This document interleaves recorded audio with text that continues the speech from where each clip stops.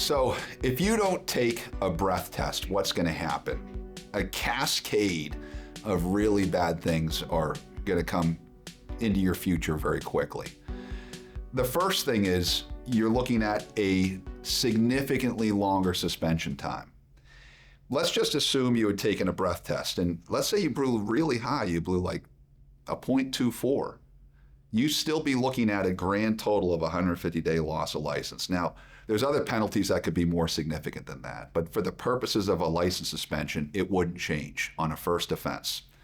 A first offense refusal, however, you refuse to take a chemical test, that is breath, blood, or urine, at the request of an officer. Here's what's going to happen.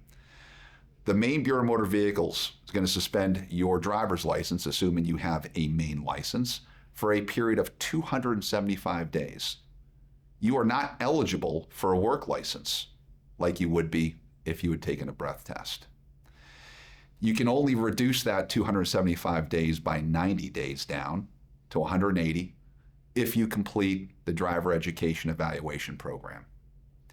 There's more bad news if you don't take a breath test. For example, if you're convicted in criminal court, the suspension the court imposes will be an additional 150-day loss of license, consecutive to the 275.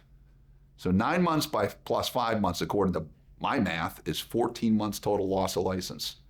In addition, you're looking at a mandatory minimum 4 days in jail and a $600 fine.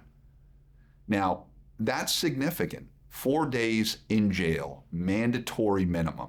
That means it can only go up from there, but it can't get less. If you plead guilty or found guilty following a trial alleging that you refused to take a test.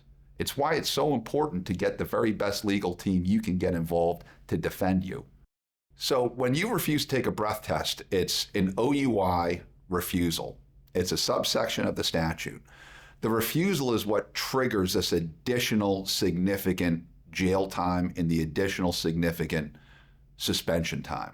So just because they don't have a breath test doesn't mean they can't move forward with prosecution. Because in Maine, operating under the influence is defined as your abilities not to safely operate a motor vehicle, but your abilities, physical, mental, are impaired to any degree, to any extent by the alcohol consumed. So they just have to show that there's some level of impairment.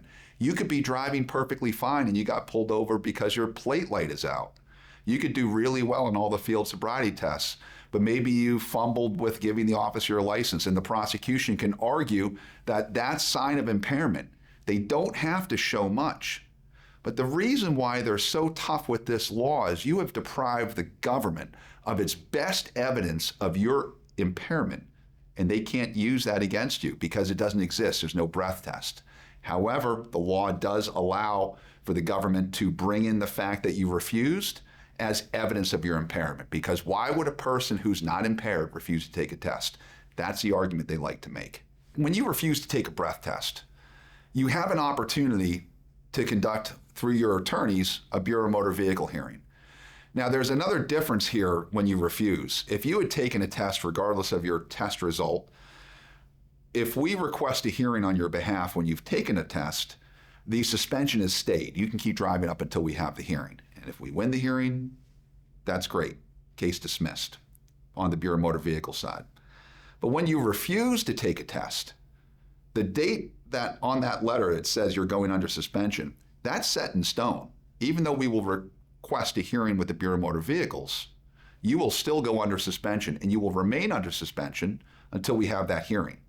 But it's critical that we conduct that hearing because we're trying to win the case at the Bureau of Motor Vehicles. If we can show there's no probable cause to believe you're operating under the influence, or the officer didn't comply with Maine's implied consent law, that has to do with the refusal, we can get that OUI refusal stricken from your record, rescinded, knocked out, and you can get back to driving.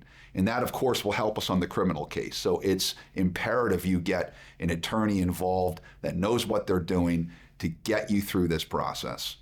I'm Attorney William Bly. If you've got any questions about OUI, first offense, refusal, just remember, OUI, better call Bly.